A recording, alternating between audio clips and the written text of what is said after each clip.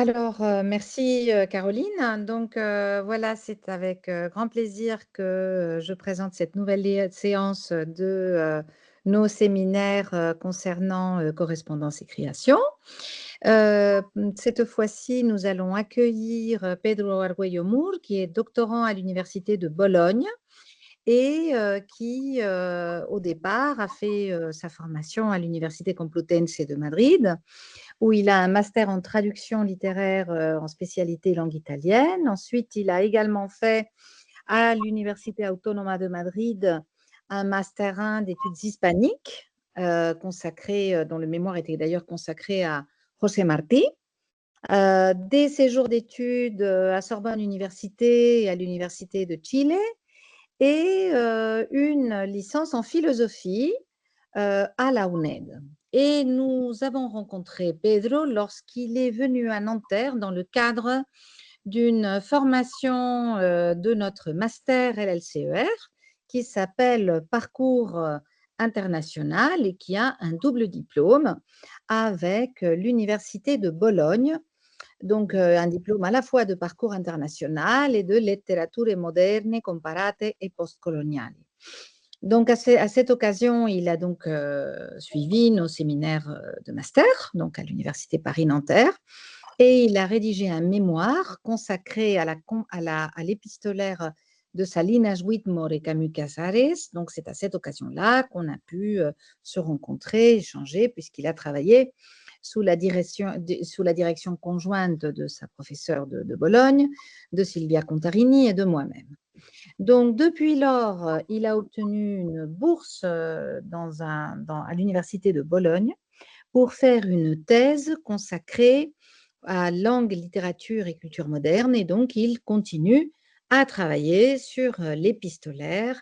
Et donc, je vais lui laisser la parole pour qu'il présente son sujet d'aujourd'hui, qui est qui est également consacré à quelque chose qui l'avait intéressé depuis ce mémoire de master, les liens entre la création littéraire, le bios, hein, la vie. Hein. Donc, il conçoit cet épistolaire comme une forme de dépôt d'expérience vitale et donc il va travailler sur la question de l'éthique dans la correspondance de Pedro Salinas et je vais lui laisser la parole. Voilà, Pedro, donc c'est à vous pour votre Merci, présentation et je vous laisse parler. Voilà. C'est un merci. plaisir de vous accueillir. Bon, merci beaucoup tout d'abord, Madame Calandel, pour la présentation. Et merci à toutes de m'écouter aujourd'hui. Bon, tout d'abord, je vais essayer de parler en français. Si ensuite on voit que ça ne marche pas trop, je profiterai du fait que vous êtes toutes parfaitement bilingues et je passerai directement en espagnol. Mais bon. Ética y estética en el epistolario de Pedro Salinas, la séance que j'ai préparée pour le séminaire d'aujourd'hui. Et tout d'abord, je voulais juste mettre l'accent sur la pertinence de Salinas pour ce séminaire. Salinas est l'un des auteurs majeurs de la génération du 27, mais j'ai trouvé que c'était le cas vraiment précis pour ce séminaire, pas seulement parce que c'est un auteur que j'ai déjà travaillé, mais parce qu'on conserve beaucoup de ses lettres. Et non seulement on conserve beaucoup de ses lettres, mais ils ont été publiés, je pense notamment bon, les correspondances avec Jorge Guillén, publiées par Andrés Soria Almeida en 1992, la correspondance dont je me focalisais avec Catherine Whitmore, publiée en 2002 par Enric Bou, mais aussi là, beaucoup de correspondances, d'épistolaires avec d'autres poètes, d'autres auteurs de la génération du 27. Donc, d'un côté, on a un vrai épistolier en Salinas. De l'autre, il y a un lien très, très étroit entre la correspondance avec Catherine Whitmore et sa trilogie amoureuse, notamment avec La Rosati de Vida, l'œuvre principal. Et donc, c'est un cas très intéressant pour analyser justement le sujet de ces séminaires, les relations entre la création et les correspondances. Il nous donne l'occasion parfaite pour le faire. Et troisièmement, Salinas, pas seulement il a écrit des lettres, pas seulement ils sont en relation avec son œuvre, mais il a écrit, réflexionné sur les genres épistolaires lui-même dans El Defensor, Defensa de la Carta Misiva. Et donc, c'est un cas assez unique. Un auteur qui non seulement écrit des lettres, mais aussi, au fur et à mesure qu'il écrit, il réfléchit, il pense sur les possibilités que les lettres offrent à un auteur, à un poète, à la littérature en sens large. Donc, ce que je vous propose de faire aujourd'hui, ce que je préparais, c'est premièrement, le cœur de cette présentation, ce sera voir l'évolution d'un aspect éthique-esthétique, on va le voir tout de suite, chez Pedro Salinas, soit dans l'épistolaire, soit dans le livre. Comment il avance en parallèle. Ensuite, on parlera plus brièvement bon, de ce qui n'est pas présent dans l'œuvre publié de Salinas, mais qu'on peut le trouver dans l'épistolaire. Et donc, comment on fait face à ces textes. Et pour finir, seulement dire quelques mots autour des idées, des thèses de Salinas dans la défense de la Carta Misiva, autour du genre épistolier. Donc, on va commencer par le premier que j'appelais l'éthique tragique. Bien sûr, ça sont de uno a uno, on parlera tout de suite. Mais pour commencer, il faut un peu de contexte, et c'est sur la vision du monde de Salinas. Déjà, Salinas, en 1929, dans un de ses premiers recueils de poésie, Seguro Azar, euh, on trouve un poème qui s'appelle Vocation, la vocation, donc ce qu'il est, ce qu'il va être. Et on trouve déjà un monde dualiste, des mondes. On peut le lire, abrir los ojos y ver, sin falta ni sobra, a colmo de la luz clara del día, perfecto el mundo, completo, donc un monde qu'on voit avec le jeu ouvert, de précis, avec les lignes droites. Mais si on ferme le jeu, on voit l'autre monde. Ver incompleto, tembloroso, de será o no será, masas torpes, planos sordos, sin luz, sin gracia, sin orden, un mundo sin acabar, necesitado, llamándome. Donc, un monde qui n'est pas fini et qu'il faut créer. Et qu'est-ce qu'il va faire, Salinas? Quelle est sa vocation? En aquella tarde clara, en aquel mundo sin tacha, escogí el otro. Cerré los ojos. Il va choisir de créer. Sa vocation est celle d'un poète. Plus tard, en 1932, il va connaître Catherine Whitmore dans le cadre des cours à l'Université internationale de Verano de Santander.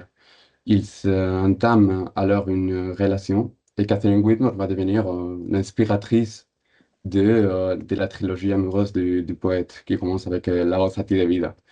On entre donc dans l'épistolaire avec Catherine Whitmore. On conserve la lettre de Salinas à Whitmore, mais pas celle de Catherine Whitmore à Pedro Salinas. C'est dommage parce que il manque l'autre côté de la correspondance. Mais ça, le travail qu'a fait Enrique Bou pour chercher ces lettres n'a abouti à qu'un résultat. Malheureusement, se sont perdus pendant la guerre civile, comme tant d'autres documents et tant d'autres correspondances. Mais c'est qu'on voit à peine on entre dans cet épistolaire, c'est pour ça que je parle d'épistolaire, pas de correspondance, c'est justement ce dualisme de Salinas, cette conception duale du monde qui se décline de diverses façons. Donc, les premiers qu'on voit, c'est justement le dualisme entre le monde réel et le monde de l'être. Salinas veut vraiment, on le voyait dans la vocation qu'il voulait créer un monde avec sa poésie. Ici, il veut créer aussi un monde, mais il le fera avec la correspondance avec Catherine Whitmore. Il lui écrit à la fin de la journée, il écrit presque tous les jours, luz apagada en mi cuarto, solo queda la lámpara que me alumbra para escribirte. No más luz que la necesaria para ti y para mí, lo demás sin sombra. Tengo la sensación, íntimamente deliciosa, de encender nuestro mundo, de apagar el mundo restante. Et cette volonté explicitée, ce qu'il dit dans le fragment suivant, qu'il veut justement crear con los hilos de esta correspondencia un mundo netamente diferenciado del otro. El otro es alrededores. Donc, pas seulement des mondes, mais quand même une inversion dans la valeur de ces mondes. C'est l'autre qui devient alrededores, et c'est la correspondance qui devient le monde premier. C'est pas le seul dualisme, il y a un autre entre le monde physique et le monde spirituel. Salinas lui l'a vu lui-même, la materia sola me parece incompleta, y lo mismo me pasa con lo que se llama espiritual. Necesito lo uno para ir a lo otro. Y eso, Catherine, se refleja en todo lo mío. Dualisme du soi aussi. Il se voit scindé entre l'homme d'action et le poète. Et il écrit à vous, à Catherine Whitmore, cette dualité de soi, dans des passages très très beaux, parce que j'ai déjà parlé de l'Université de Verano de Santander. Je ne sais pas si vous êtes allé peut-être quelques cours, parce qu'aujourd'hui même, les Mhm. CT, ils s'organisent des merveilleux cours avec des experts internationaux dans tous les champs. Ouais. Et c'est Salinas qui crée cette université. C'est lui-même qui, pendant la République, parle au ministre, dit j'ai eu cette idée, et il l'a créée bon, depuis zéro. Et donc, ce sont ces mois qu'on voit dans l'épistolaire à Catherine Whitmore, de tellement tant de travail, tellement tant de choses à faire, en parallèle de son travail de poète, en parallèle de son travail dans l'Institut historico. Et ce qu'il dit que quand il voit les autres poètes de sa génération, Guillaume, Lorca, il voit que il y a quelque chose qu'il a, que les autres n'ont pas. C'est ce qu'il dit dans ces fragments. Euh, Hay en mi naturaleza, tengo un arranque, una iniciación de redacción. Me gustan los proyectos de obra que realizar, de cosas sociales y públicas, pero que luego ejecutarlas me fatiga y me desilusiona. Pedro Salinas versus Pedro Salinas, cuyos efectos son desastrosos, porque pierdo siempre, sea quien sea que vence. Ellos no, el padre de Jorge Guillén, Damaso Alonso, me parecen mudos reproches. Ellos no se distraen, no se extravían con cosas de tipo político o social. Son fieles a su misión. Pero yo, ves, si soy Catherine diabólicamente bipartito. Et donc, il a toujours la crainte de perdre ces vocations qu'on avait vues, ces vocations de poète, la otra, la íntima, la profunda realidad. Soy yo quien soy. No me he dejado prendida a lo largo del camino, la más preciosa de todas, la radicalmente mía. Salien se voit soi-même scindé en deux. Mais ce qui est plus intéressant, et là on va entrer finalement dans la voie sortie de vida, c'est qu'il voit scindé en deux l'être aimé, Catherine Whitmore. Siempre que te he mirado, Catherine, te he visto en ti y más allá de ti, en tu segundo y último tú. Es locura esto. No, no. Mi gozo es haberte descubierto de ser doble de ti mismo. Eso es lo que yo llamo tu imagen. On entre dans la voie sortie de vida. Et vraiment, tous les recueils de poèmes peuvent se lire comme une chasse à l'être vrai de l'aimer. Déjà, dans les premiers poèmes du recueil, on constate cette division, cette image, cette image dont Salinas parlait, de l'aimer qu'elle va poursuivre. Euh, Ça, c'est tiré dans des premiers poèmes de recueil. Se te está viendo la otra. Se parece a ti. Los pasos, el mismo ceño, los mismos tacones altos, todos manchados de estrellas. Pues sí, tan iguales ya que sea imposible vivir más así, siendo tan iguales. Et donc, elle commence ce jeu de l'aimer, l'image de l'aimer et l'ombre de l'aimer. Et il va justement chercher d'atteindre, de chasser cet être ultime, cette image, cet être profonde et vrai, serait celui que personne ne voit, sauf lui. C'est ce qu'on trouve dans beaucoup de poèmes de la Rosati de Vida. Et donc, quelques-unes qui sont parmi les plus beaux aussi, hein. Ça, c'est le premier, c'est le poème 41 de la Rosati de Vida. Perdóname por ir así buscándote tan torpemente dentro de ti. Perdóname el dolor, alguna vez. Es que quiero sacar de ti tu mejor tú, ese que no te viste y que yo veo, nadador por tu fondo, preciosísimo, y cogerlo y tenerlo en alto como tiene el árbol, y il continue. Mais ce qui est très intéressant, et on entre dans le sujet de ces séminaires, c'est justement de voir comment ces poésies ont leur parallèle dans les lettres de Salinas à Catherine Whitmore. Si Salinas raconte justement cette découverte de l'être ultime et plus vrai de l'aimer, de l'être aimé. Según te miraba, empecé a ver cómo de tu propia carne, de tu propia figura, salía el ser nuevo, nacía la criatura revelada. Prodigio, milagro, asombro. Y lo más raro es que todo ello se verificaba, sucedía sin que nadie se diera cuenta, más que yo. ¿Lo sabrá alguna vez? Donc, on trouve exactement les mêmes idées, exactement les mêmes textes, seulement dans la Rosati de Vida, dans la forme de poème, dans les lettres, dans la forme de prose. Et ces fragments-là, c'est pas le sujet de ces séminaires, mais bien sûr, à éveiller les critiques depuis une optique féministe, car, bon, ce qu'on trouve ici, c'est encore à nouveau le mythe de Pygmalion, Pygmalion et Galatea, quelque chose que dit Catherine Whitmore, justement, elle a donné les lettres, je vais pas parler de cela, elle a donné les lettres après, ouais, Jorge Guillén a joué un rôle central pour la publication de ces lettres, c'est lui qui, après la mort de Salinas, a écrit Catherine Whitmore, et lui parlait de, bon, il faudrait conserver ces lettres. Catherine Whitmore récitait beaucoup, parce que justement, ce sont des documents privés à la fin. Mais finalement, elle a décidé de donner les lettres à la Houghton Library à Harvard. Et, et avec ces lettres, elle a donné justement un petit écrit à soi qui est intitulé La Amada de Pedro Salinas, que, dont elle se souvient de leur relation, elle parle de l'histoire amoureuse entre les deux. Et ce qui est intéressant, c'est justement ce titre, L'Amada de Pedro Salinas. Pourquoi cette troisième personne? C'est justement parce qu'elle le dit tout de suite, Pedro Salinas a inventé la sua Amada. C'est pas moi, c'est une autre Catherine qu'elle a inventé, auquel elle a dédié ses livres.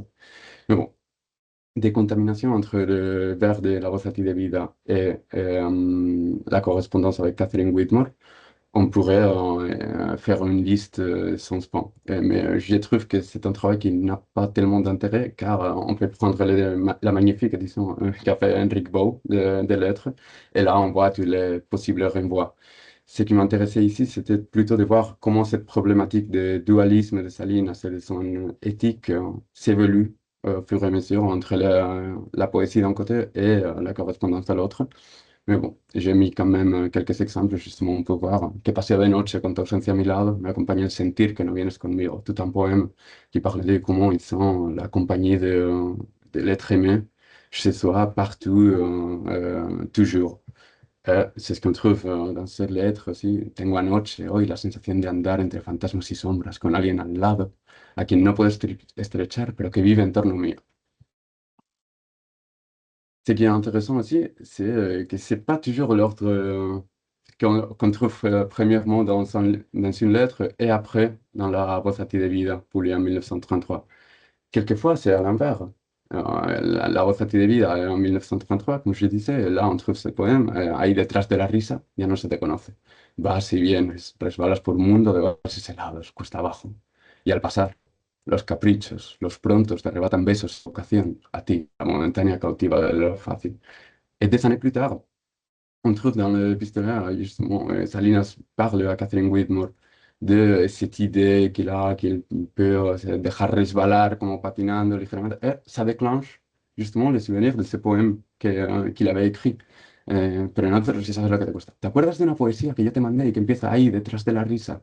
Así he visto yo tu frivolidad. Donc, le même resbalar, patinando. Et c'est ça que, moi, m'intéresse dans mon mémoire de master, justement, comment, pour parler des mêmes phénomènes, pour parler de la même vision du monde, on utilise toujours le même langage. Car le langage, c'est notre outil à la fin pour interpréter le monde. Et ça, on peut le voir soit dans l'épistolaire que dans la poésie. D'autres fois, bon, d'autres exemples, yo no necesito tiempo para saber cómo eres, conoces el relámpago, voilà. Et on le trouve aussi dans la correspondance, una rapidez, una prontitud semejantes, solo pueden ser ligereza o profundidad, somos Catherine del mismo país, etc. Donc, on a tous ce dualisme. Salinas veut chercher l'être vrai et ultime, profonde de l'aimer. Et ça décline, il parle quelquefois de l'imagen de l'amada, mais au fur et à mesure que la Rosati de Vida avance, c'est surtout l'opposition corps-ombre, cuerpos-sombras. Donc, on voit ce dualisme de Salinas qui s'y mélange, parce que c'est pas seulement celle de l'être humain, mais aussi celle du monde physique et monde spirituel. Et ces conflits pour chasser l'être ultime, la sombra ultime de l'aimer, bon, arrive à son climax dans les trois dernières poésies de la Rosati de Vida. Et, la première colonne ici, c'est le poème 68, donc avant-dernière. Et on voit déjà que les corps et les sombres se entremêlent, se confondent. Que cuerpos leves, sutiles hay, sin color, tan vagos como las sombras. Y qué sombras tan morenas, tan duras. Y qué trajín, ir y venir, con el amor en volandas, de los cuerpos a las sombras, de lo imposible a los labios. Tout commence à se mêler. Poème suivant, le poème 69, donc l'avant-dernière. Et il se demande, ¿y si no fueran las sombras sombras? Si las sombras fueran, yo las estrecho, las beso, me palpitan encendidas entre los brazos, cuerpos finos y delgados, todos miedosos de carne. Là, c'est Platon, c'est la caverne de Platon. Peut-être que les sombres, ils sont sombres, c'est son corps, un corps plus fond. Et on arrive à au dernier poème de la Rossetti de Vida, dont on voit justement les finales de ces conflits. Las ollas, dice, no, las ollas como piden realidades, ellas, desmelenadas, fieras, ellas, las sombras que los dos forjamos en este inmenso lecho de distancias. Les ombres sont cansadas de infinitud, ils veulent de la matière, de quelque chose de précis. Acude, ven conmigo, tiende tus manos, tu cuerpo, los dos le buscaremos un color, una fecha, un pecho, un sol. Se calmará, se calmará su enorme ansia errante mientras las estrechamos. Et donc, voilà, les ombres qui à la fin réclament des corps, les corps, la matière, quelque chose de précis, seulement pour ensuite revenir a être des ombres. Y su afanoso sueño de sombras, otra vez, será el retorno a esta corporidad mortal y rosa, donde el amor inventa su infinito. C'est Mortal y Rosa, que c'est justement le syntagme qu'a pris Francisco Umbral pour son livre. Mais voilà, c'est un conflit sans résolution. Euh, des corps aux sombres, des sombres au corps, mais il n'y a pas une résolution finie. Il y a seulement une dialectique permanente qui ne se résout jamais. Et ce qui est intéressant, c'est de voir comment cette solution de conflit, du conflit dans ces cas de dualisme de Salinas, c'est la même pour tous les dualismes de Salinas, pour sa vision globale du monde. Et c'est ça que j'appelle, mais parce que Salinas le dit lui-même, l'éthique tragique.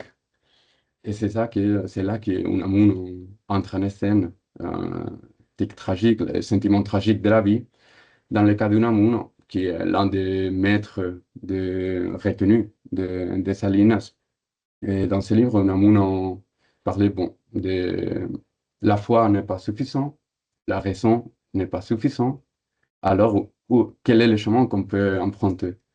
Et pour Unamuno, ça sera clair, bon, aucun des deux et tous les deux à la fois. La foi ne suffit pas, la raison ne suffit pas, mais dans la dialectique qu'elle s'entame, euh, ce n'est pas une opposition qui brouille les choses, qui mène à rien, mais plutôt un moteur de croissance spirituelle. Et c'est le même pour Salinas.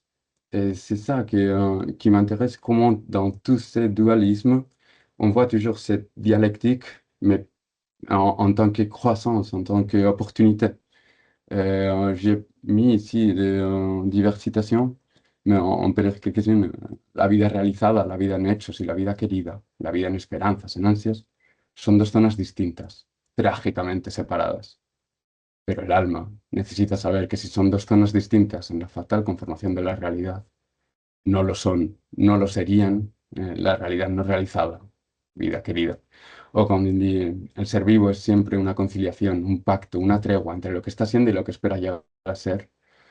Ou lorsque, bon, le troisième fragment, c'est après que Catherine Wynne, on n'a pas sa lettre, donc on ne peut pas savoir, mais depuis le contexte de la lettre de Salinas, on voit qu'elle demandait conseil sur qu'elle voulait résoudre sa vie. Salinas lui répond, hablas de resolver tu vida. La experiencia me ha hecho creer que la vida no se resuelve, que vivir es aceptar esa falta de resolverse total, pero con la vista puesta en un ideal. La palabra está muy usada, pero creo en ella. Il continue, il arrive justement à cette même conception de Unamuno, vivir del conflicto, vivir de la misma contradicción, de las dos cosas que luchan en nosotros. Así vivo yo hace 6 años. Lo que he hecho es dar a ese conflicto un signo positivo, convertirlo en fuente de vida interior, en razón de ser. Et ce qui m'intéresse le plus pour ces séminaires, c'est voir, c'est quelque chose qui nous rapproche un peu de ce qui est la littérature ou de ce qui peut être la littérature en tant que champ de laboratoire où on peut imaginer ce qui n'existe pas. Et je m'explique, on a vu que pour Salinas, justement, c'est cette conception tragique de la vie, cette éthique tragique, mais dans l'aimé de la Rosati de Vida, il projette justement un être où il n'y a pas ces conflits. C'est ce qu'on trouve dans le poème de la Rosati de Vida qui commence directement ainsi, Despierta. El día te llama a tu vida, a tu deber, y nada más que a vivir. Arráncale ya a la noche negadora y a la sombra, y mira al mundo, y descansa sin añadir más que tu perfección a otro día. Tu tarea es llevar tu vida en alto, jugar con ella, lanzarla como una hoz a las nubes. No, no hagas nada, tu obra eres tú, nada más. C'est une poésie où il imagine cet être, ce mec qui, dont ce qu'il est et ce qu'il fait, hum, c'est, il y a une correspondance parfaite entre les deux. Mais on peut le lire justement en opposition avec une autre lettre que Salinas envoie à Catherine Whitmore bien des années après. Il dit, la noche lo permite todo.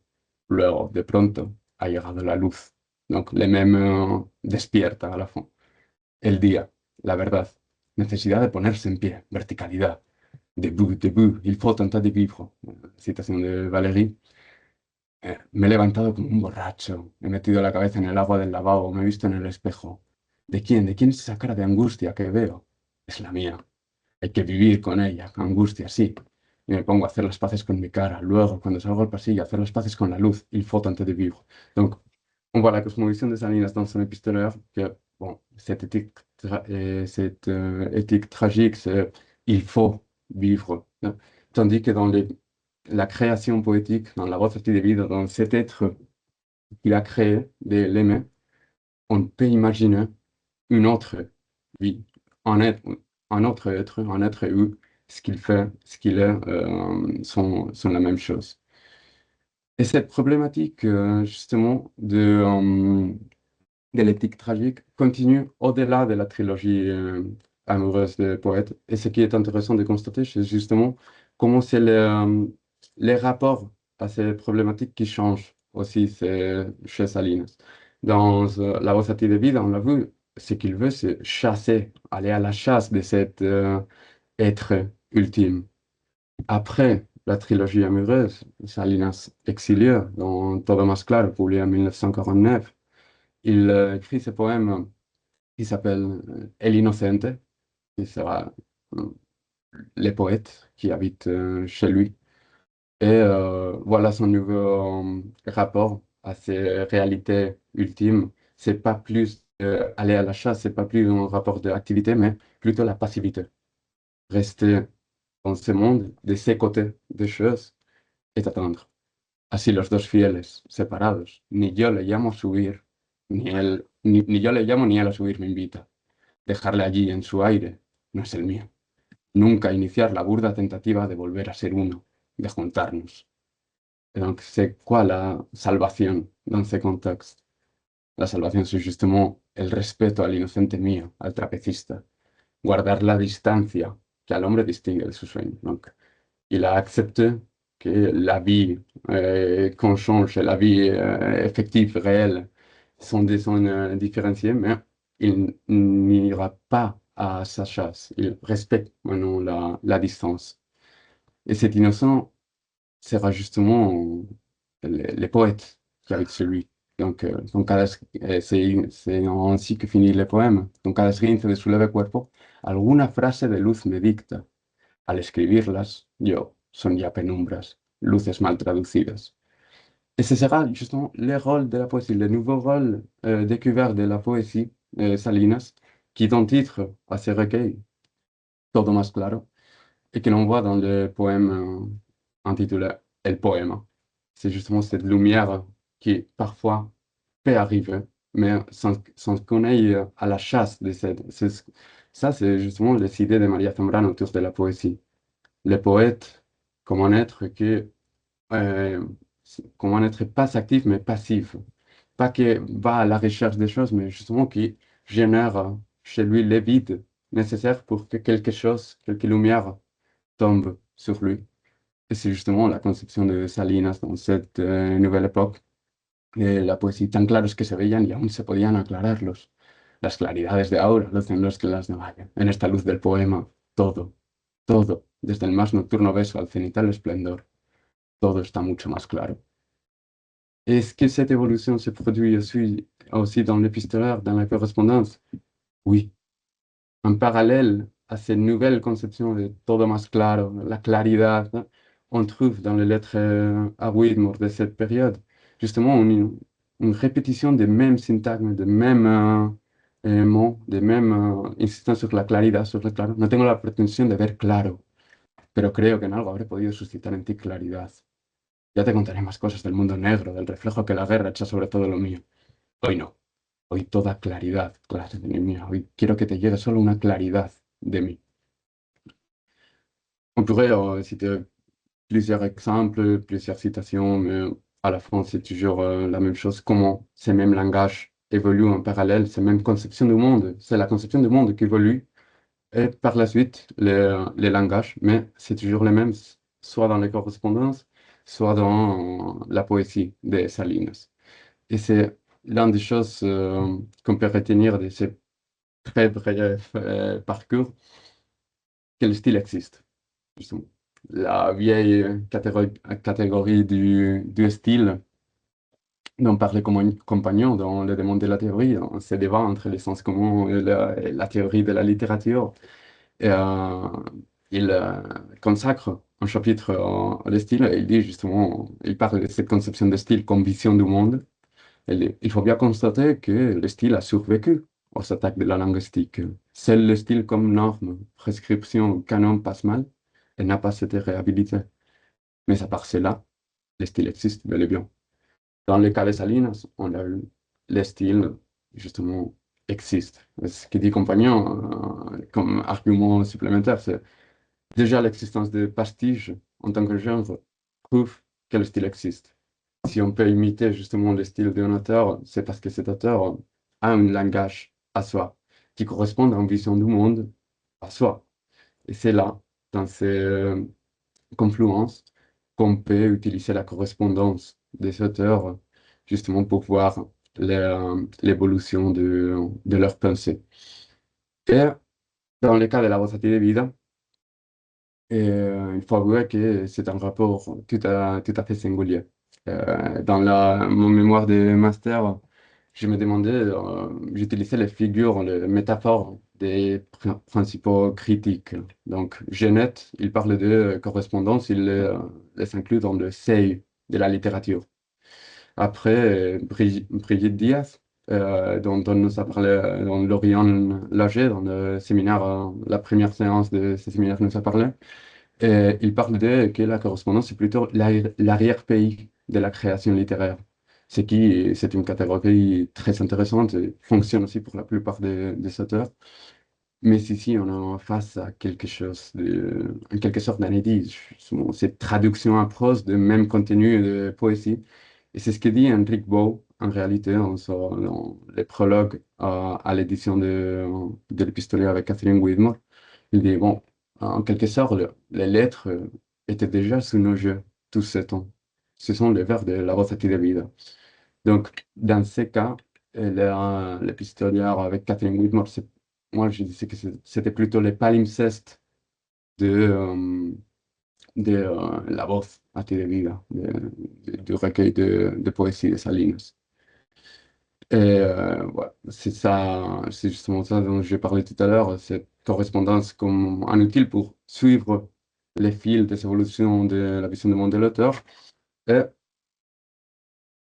excusez-moi, on a utilisé sans le vouloir, sans le savoir, une conception de la littérature, d'aborder l'étude d'un poète, d'un auteur littéraire, qui est la propre de Salinas. On peut lire cet extrait d'une lettre à Jorge Guillén. Après, Salinas a publié deux livres fondamentaux, un sur Rubén Darío et un autre sur Jorge Manrique. Et le livre sur Darío est très critiqué. Premièrement, parce qu'il n'a pas de notes en bas de page. Et pour les académiciens américains, ça c'est inconcevable, un livre sans notes en bas de page. Mais aussi pour bon, des auteurs qui ne croient pas que Salinas se soit rapproché de l'auteur de la façon dont il faut le faire, etc. Et donc, il écrit Jorge Guillén pour se justifier un petit peu. Il dit, a mi juicio, la obra de un poeta muerto es una totalidad cerrada sobre sí misma, a modo de círculo. Cualquier momento de ella hace referencia a todos los demás dentro del sistema total, nada más. Es decir, la última palabra escrita por un poeta puede muy bien no ser la última palabra de la realización perfecta de su tema. Cabe que haya visto la culminación del tema poéticamente en un momento dado y luego se le vuelva a confundir en un tiempo posterior. Hay en una obra saltos, regresiones, oscurecimientos, visiones. Mientras todo ello no se integra en el tiempo propio de la obra, que no es el exterior, no creo que se pueda llegar a la verdad entera. Et cette thèse, elle vient de Bergson, à la fin, de l'intuition première de la réalité. Mais ce que je trouve intéressant, c'est que on pourra parler ensuite, beaucoup des auteurs de cette période croient à ceci. Il y avait Camus aussi qui dit que chaque artiste est à la recherche de sa vérité et chaque œuvre qu'il publie le rapproche un petit peu. Il y a comme si chaque artiste est en vision du monde propre à soi et la littérature n'était que la façon pour se rapprocher de cette intuition originaire qu'elle qu'elle a dès le début. Donc, c'est ici qu'on peut conclure ce parcours. Après, on reparlera car je suis vraiment très intéressé de savoir ce que vous en pensez à ce sujet. Mais maintenant, on peut parler un petit peu justement du non présent dans l'œuvre publiée. Qu'est-ce qu'on fait avec ces textes qui, seulement à travers la récupération de correspondances, on peut on parvient à lire. Et dans le cas de Salinas, il faut dire qu'on trouve beaucoup de textes frontaliers entre la littérature, la correspondance. Il y a des textes isolés même. Il y a par exemple ce texte j'ai mis, j'ai pas mis tous les textes, j'ai mis seulement le titre, mais La Nieve, la neige, qu'il envoie à Catherine Whitmore, mais qui est très intéressant parce qu'il nous dit sa façon, bon, sa poétique à la fin, comment ça fonctionne. Il dit qu'il voulait faire un poème de la neige, mais il parvient pas. Because he's got the poetical impression, but not the creative impulse. So, euh, on voit comment la tête de Salinas Poète fonctionne. Il faut deux choses, une pression poétique et un impulse créateur. Il arrive parfois qu'il n'est que la première d'entre eux, comme ceci. Mais ce qui est écrit en prose, les textes de l'année qu'on peut voir dans la correspondance, c'est une prose poétique absolument merveilleuse. C'est un texte que si l'on le trouvait dans son récit, dans son poème en prose, on dirait, ah oui, c'est justement une création poétique, voilà. Mais c'est seulement dans les correspondances qu'on le trouve. C'est c'est seulement là. Donc, ce sont ces genres de textes que, bon, sont-ils de la littérature, sont toujours des correspondances? Il y a aussi le récit des voyages. Enfin, c'est ce que Ryan écrit à Salinas après qu'il lui raconte d'un voyage. Me has sabido poco lo que me cuentas. Eres el viajero nato, el viajero. Y como le decía Margarita, debes escribir tus recientes impresiones. Si no, quedaría manca tu personalidad esencial. Ça semble quelque chose, mais vraiment les talents de Salinas pour faire des récits de voyage, pour décrire ce qu'il veut, bon, amener à la publication justement, ça se voit pas, mais del libro de cartas de viaje publié par Pretextos comme recueil de justement, ce sont des récits de voyage, non, ce sont des lettres adressées à des êtres particuliers, à Margarita Bonmati, à Sepi, à n'importe qui, mais d'une qualité littéraire absolument incroyable. Et puis, ce qui est très intéressant mais très commun aussi, des textes sur la littérature en général. On a vu un, celui-là, dans lequel Salinas parle de ce qui, pour lui, c'est l'évolution de l'œuvre d'un créateur. Mais on trouve tellement de textes que, encore une fois, si on trouvait ces textes en dehors des correspondances, dans un essai de théorie de la littérature, on croirait bien que ce sont faits exprès à ces propos. Mais les façons d'y accéder, ce n'est que par le pistolet, par les lettres privées, donc des textes arrachés à l'oubli, en quelque sorte, arrachés à la non-existence. Mais après, je voudrais parler juste 2 minutes de la colère politique de Salinas, parce que ça, c'est un autre aspect que la correspondance de Salinas met en lumière. Même aujourd'hui, même moi, je viens de le faire. Lorsqu'on pense à Salinas, on pense toujours la Rosati de Vida, la trilogie amoureuse, les poètes de l'amour. C'était une conception de Salinas qu'on étudie toujours. Mais Salinas va bien au-delà de cela. Dans son œuvre même, dans Todo Más Claro, on trouve beaucoup de poésie avec des accents politiques et même des thématiques politiques, un homme quand même ouvert aux nouvelles du monde. C'est par exemple le poème Zéro. C'est un poème dédié à la bombe atomique et d'un pathétisme, d'une absolument incroyable. Mais on continue à parler de Salinas comme poète de l'amour, tandis qu'il est beaucoup plus que cela. Et dans ce sens, la correspondance, c'est quelque chose qui se trouve dans l'œuvre. Oui, par exemple le poème Zéro, mais en un rapport d'apparence, pour le dire ainsi, beaucoup moins clair. Tandis que dans l'épistolaire, on peut voir vraiment les Salinas colérique, politique, défenseur de la République. C'est ainsi que ces lettres nous donnent l'image plus complète de l'auteur, de ce qu'il faut, que seulement à travers ces textes littéraires, ces livres de poésie, on ne parviendrait pas peut-être à avoir cette image. Ce sont des extraits tirés des lettres avec Catherine Whitmore. Bon, ça c'est universel, c'est pas dans le cas de Salinas, mais la correspondance qui sert à justement trouver des textes qu'on ne savait pas qu'ils existaient. Et c'est ici dans le deuxième paragraphe qu'il dit il avait préparé un écrit sur, bon, comment le dire, un pamphlet politique dans les sens les plus authentiques contre Chamberlain. Contre Chamberlain et le rôle, bon, le non-rôle de démocratie européenne pendant la guerre d'Espagne. Mais il ne sait pas trop s'il est publié ou pas. Et il hésite beaucoup. Il dit à Catherine, lo grave es que lo dejaría detrás en mi ánimo al abstenerme de publicarlo.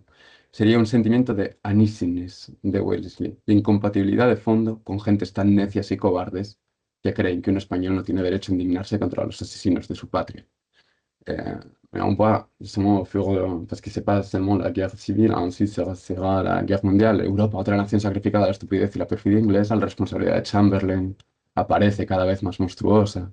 Un castigo de la raza humana por tener idiotas como Chamberlain, Pétain, Hitler, Staline. Ça, exemple tiré de la correspondance avec Jorge Guillén. Encore une fois, il suffit de voir un peu, on va pas lire, mais il suffit de voir un peu les langages pour voir que Salinas c'était beaucoup plus que un poète de l'amour spirituel, idéaliste, platonicien. Et je voulais justement aussi profiter de la correspondance de Salinas pour parler bon, de, comment c'est publié dans l'exil à la fin. Parce que Je ne sais pas, après on parlera peut-être avec Madame Calandel, qui est je sais qu'elle est expert, mais les correspondances sont vraiment les langages de l'exil à la fin. Et dans le cas de Salinas, on le voit bien. Il s'est exilé aux États-Unis, Baltimore, et, euh, et là, à la fin, il vit quelque sorte isolé des réseaux de publication parce qu'il ne publie pas en Espagne. Il essaie de publier en Losada, en Argentine ou en Mexique, mais c'est difficile quand même. Et donc, à un certain moment, c'est presque émouvant de le voir dans la correspondance. Il croit que personne ne lui lit. Et surtout, à la fin de ces années, il écrit surtout des théâtres, mais bien sûr, il écrit en espagnol, représenter des œuvres de théâtre en espagnol aux États-Unis euh, c'est difficile. Donc, il veut, il voit pas son théâtre représenté, il voit pas ses œuvres publiées. Et à un certain moment, il va à Bogota pour donner une conférence. Et c'est là que il voit, bon, je lis directement, lo de Bogotá es inimaginable. Nos conocen, hijo mío, nos conocen, nos han leído y nos admiran. He dado 8 conferencias con excelente éxito. Para mayor diversión, il continue à dire qu'il a trouvé l'affiche de sa conférence à côté de celle dans Corrida de Toros. Donc, c'est euh, un autre monde, mais c'est justement cet enthousiasme qu'il est lu à la fin, mais il ne le sait pas. Et je voulais juste dire des mots sur la dignité de Salinas, car bon, Salinas refuse de publier quoi que ce soit en Espagne qui doit passer par la censure franquiste. Donc, c'est une position ferme. Et je trouve ces fragments très, très intéressants, tirés toujours de la correspondance avec Jorge Guillén, dans lequel il raconte comment il a reçu une carte de un joven poeta español, Guerrero Zamora, solicitando colaboración para una revista. Me tuvo 2 días preocupado. Era tan sincera, tan franca. Nosotros no tenemos la culpa, decía, que me sentí flaquear por un momento en mi resolución de no mandar nada que pase por la censura franquista. Et ensuite, c'est ça que c'est l'aspect, les côtés terribles mais dignes de Salinas, precisamente. Ese joven no sabe que la tragedia del hombre y del mundo es que hay que pagar por las cosas de las que no se tiene la culpa. Et c'est bien ce qu'on voit chez Salinas. Salinas, à la fin de sa vie, euh, il trouve la possibilité d'aller à Paris à travailler à l'UNESCO. Euh, il réussit en enfer. Il est lui-même le premier à le dire, hein, qu'il est afrancesado, il aime Paris par-dessus les dessus. Mais il dit, mais tu sais quoi, imagine-toi, Jorge, de rentrer en Europe, de vivre à Paris, j'aime Paris tellement. Mais maintenant, j'ai du temps. J'ai temps pour écrire. C'est que peut-être à Paris, en travaillant à l'UNESCO, je ne l'aurais pas. Et c'est ça, la, si on veut, la dignité de Saline, c'est-à-dire, il est aux États-Unis, isolé, en écrivant des pièces de théâtre qu'il ne peut pas représenter, mais il refuse d'aller à Paris, de travailler à l'UNESCO, de rentrer en Europe pour écrire. Pas pour un public de l'époque, parce qu'il ne peut pas représenter ses œuvres théâtrales, mais pour un public qui, 15, 20, 25, 50 ans après, lira les Rouvres et lira ses pièces théâtrales. Donc, c'est une conception de la littérature très proustienne, si on le veut écrire pour la postérité, même si on ne sera déjà pas là. Mais bon, Salinas, quand même, elle est première à traduire Proust. L'influence de Proust se voit.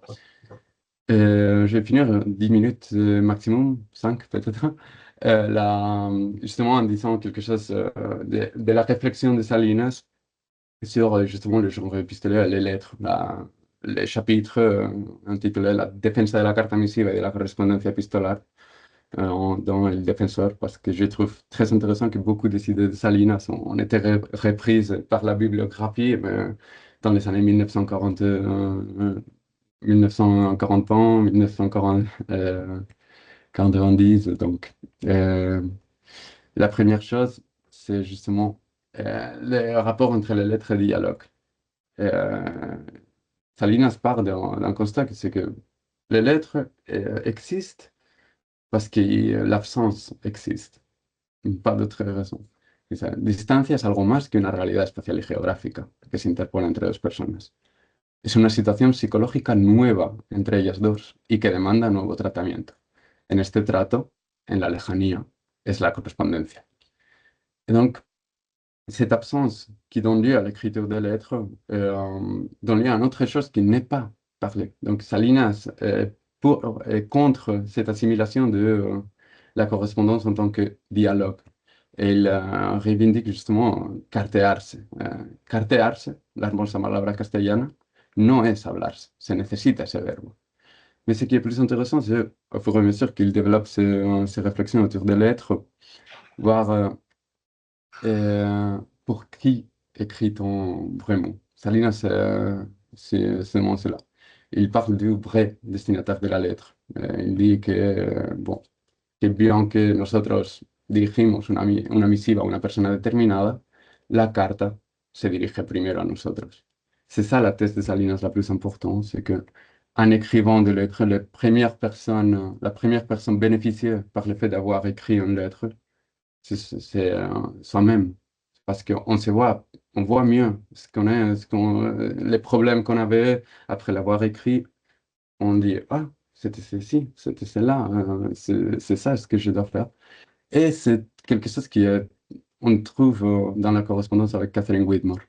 Il l'a vu, il dit, esta hora de escribirte es ya para mí la vacación de cada día.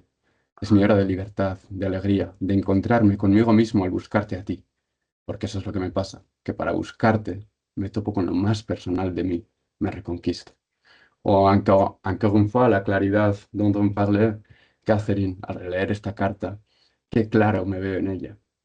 Donc, je voudrais finir avec l'ultime de réflexion de Salinas, et que c'est justement celle qui concerne les lettres et la postérité.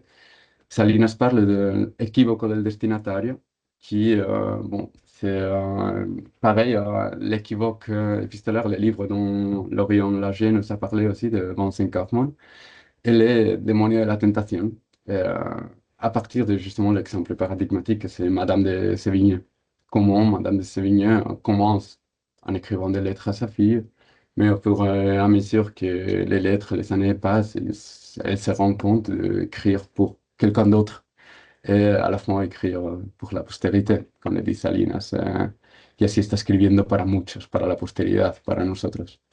Et c'est donc c'est là que Salinas, dans sa thèse de l'équivoque del destinatario, qui dit que selon lui, la carta es terreno tan resbaladizo que la intención estrictamente humana de comunicarse con otra persona por escrito, al tener que servirse inevitablemente del lenguaje, puede deslizarse al otro lado de las fronteras de lo privativo, sin que el autor se dé cuenta apenas, y de convertirse en intención littéraire. Donc voilà à la fin la correspondance et la création poétique. Mais bien, il n'y a pas une vraie frontière entre les deux. Et on peut justement se demander, pour conclure, est-ce que Salinas savait justement que les lettres qu'il écrivait presque tous les jours à Forquerienne, à Catherine Whitmore, un jour auront été publiées? Et on ne peut pas répondre à cette question, mais toutefois, Salinas laisse voir un peu que c'est son idée, parce qu'il écrit à Catherine Whitmore, ¿acaso lo mejor mío está en mis cartas? Tú tienes ahí, en un cajón, si nos las rompiste el día de tu cleaning house, en las cartas de Pedro, lo mejor de él, su llama, su arder, su actividad viviendo. Hace más de un año, Catherine, que en ellas pongo, día a día, lo más espontáneo, yendo de mí. Donc, savait Salinas qu'un jour, ces lettres seront publiées. Bien sûr, il savait qu'il était déjà un des poètes majeurs de sa génération. Après avoir écrit des lettres, après avoir écrit de la postérité de Madame de Sévigné, après avoir tellement lu des correspondances d'écrivains, on imagine que justement il écrivait pour être publié, même s'il s'adressait à des êtres singulier, des êtres précis. Mais ce dont on ne peut pas douter, c'est ainsi que j'ai fini, c'est que pour Salinas, justement, ce qu'il dit en le défenseur, la carta, por lo menos, es tan valioso invento como la rueda en el curso de la vida de la humanidad. Je vous remercie beaucoup de votre attention. Bon, merci beaucoup. Merci Pedro pour cette présentation sur l'épistolaire de Pedro Salinas qui vraiment montre son importance dans toute la réflexion sur l'épistolaire. C'est vraiment un auteur, je crois, absolument central pour réfléchir sur correspondance et création au XXe siècle. Et votre exposé nous a emmenés à la fois dans la distance physique et la distance temporelle vers une appréhension de la lettre comme création en devenir, comme création littéraire en devenir. Et ce qui est sous-jacent peut-être à votre exposé, c'est aussi un des derniers mots de Saline, cette intention littéraire, donc cette éthique de l'intention qui constitue une des approches possibles du littéraire.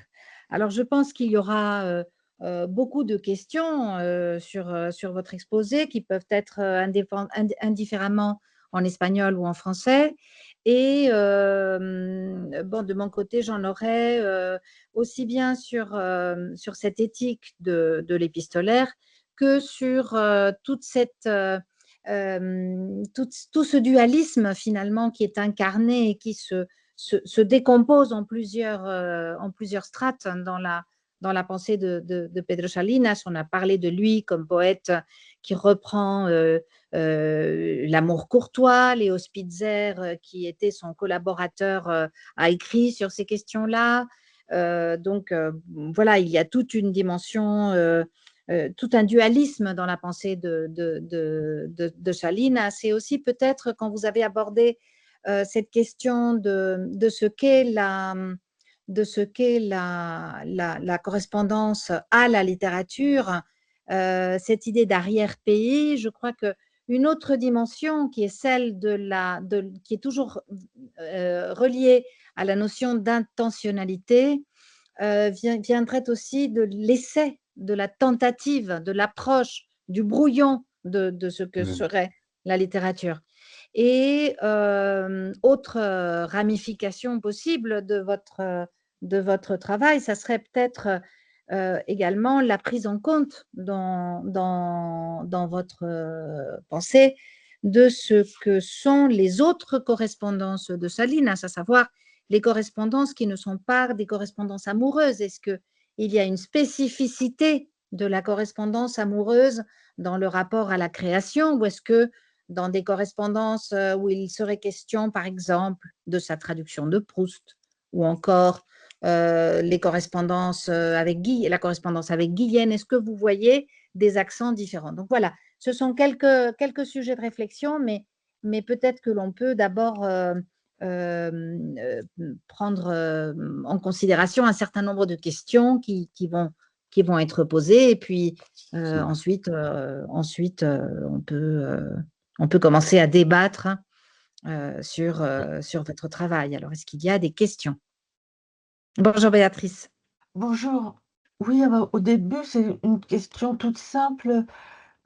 Au niveau justement de la publication des correspondances de Salinas, est-ce qu'elles sont accessibles à un public suffisamment large, ou bien est-ce qu'elles sont difficiles d'accès? Est-ce qu'on les trouve? Est-ce qu'on peut les lire facilement? Oui et non, absolument. On peut les trouver très facilement. Bon, la correspondance avec Catherine Whitmore, il y a eu plusieurs éditions, donc on les trouve presque facilement. La correspondance avec Guillen, par exemple, il a été publié en 1992, mais seulement une édition. Donc, il faut aller peut-être pour le trouver bien en bibliothèque, bien dans librairie de seconde main de luxe, mais on peut les trouver sinon. Même las cartas de viaje, moi je l'ai acheté dans une librairie de deuxième main. Et, mais les textes, la façon d'écrire, là, c'est vraiment très accessible. C'est pas forcément pour un public spécialisé.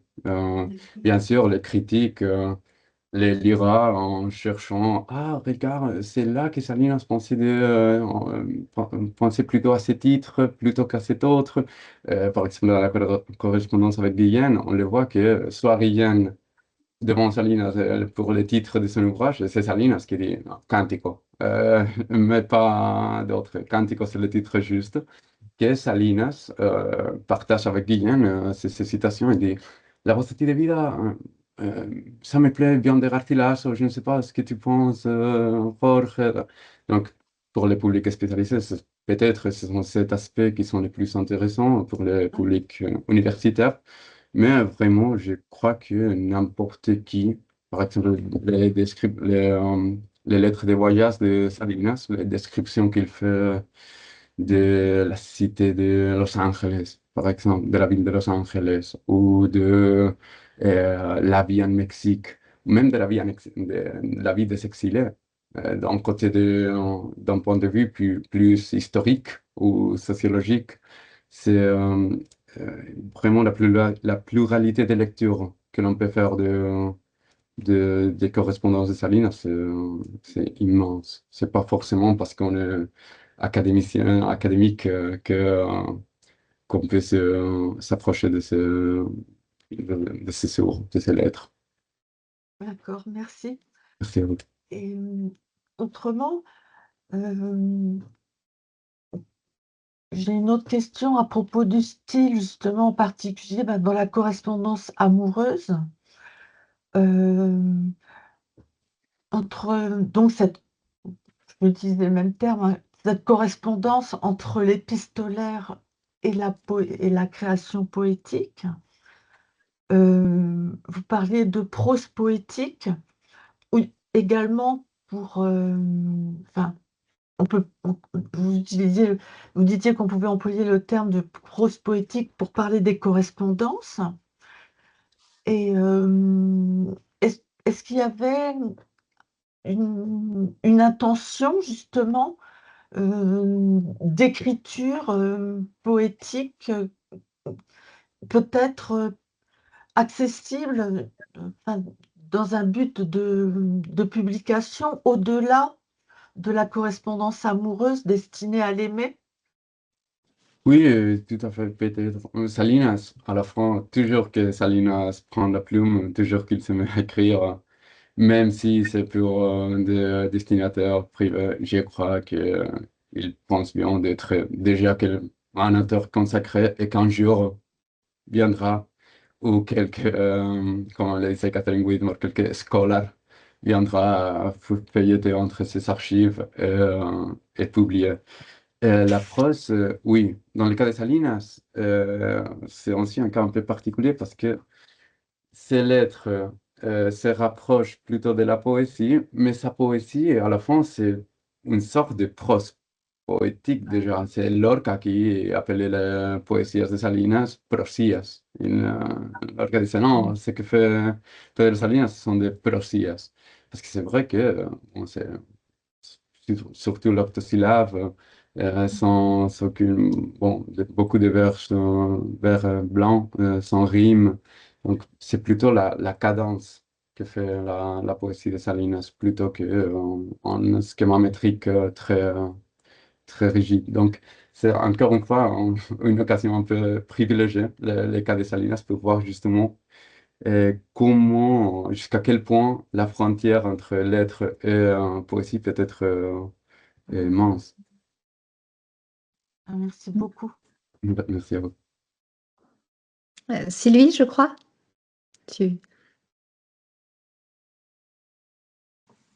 Voilà. Alors d'abord, félicitations pour votre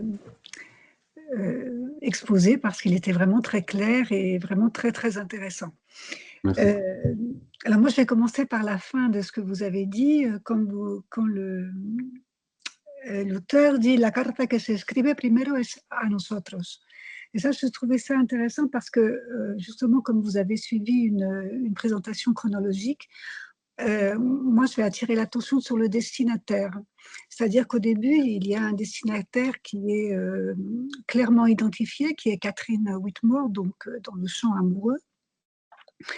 Et puis, donc, on a l'impression, enfin, moi, je connais de manière superficielle Pedro Salinas. Et donc, on a l'impression que, justement, comme que le fait d'écrire, si vous voulez, que ce soit la poésie ou que ce soit la correspondance, est une manière de se connaître soi-même. Et qu'on passe d'un destinataire qui est clairement identifié extérieur à en fait un destinataire qui est personnel, qui est lui-même, première chose.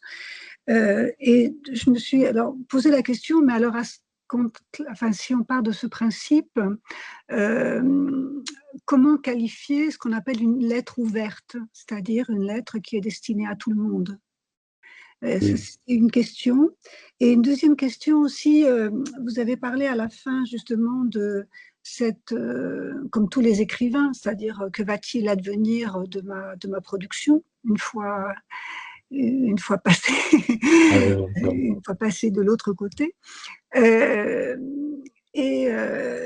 Donc il a lu les nombres de correspondances, Madame Sévigné, etc. Et est-ce qu'il n'avait pas en fait désigné de son vivant Catherine Whitmore comme son dépositaire, comme celle chargée justement de conserver ses lettres pour la postérité? Voilà. D'accord. Je commence par la première question parce que j'ai un peu en mémoire. Attendez, et une troisième, comme ça après je vous laisse tranquille. Aussi, quand il dit qu'il écrit pour lui-même, quelle différence faites-vous dans ce cas-là entre la correspondance et le journal intime, puisque c'est quelque chose qui apparemment est régulier chez lui, hein. Voilà, presque tous les jours, hein, me semble-t-il. Voilà. Donc, quelle différence entre les deux? Merci beaucoup. C'est super intéressant les questions. Je commence par la première, la lettre ouverte. Salinas, l'ancien défenseur, commence justement en parlant de ces deux genres de lettres. Voilà, il y a la lettre ouverte à tous, Sénèque.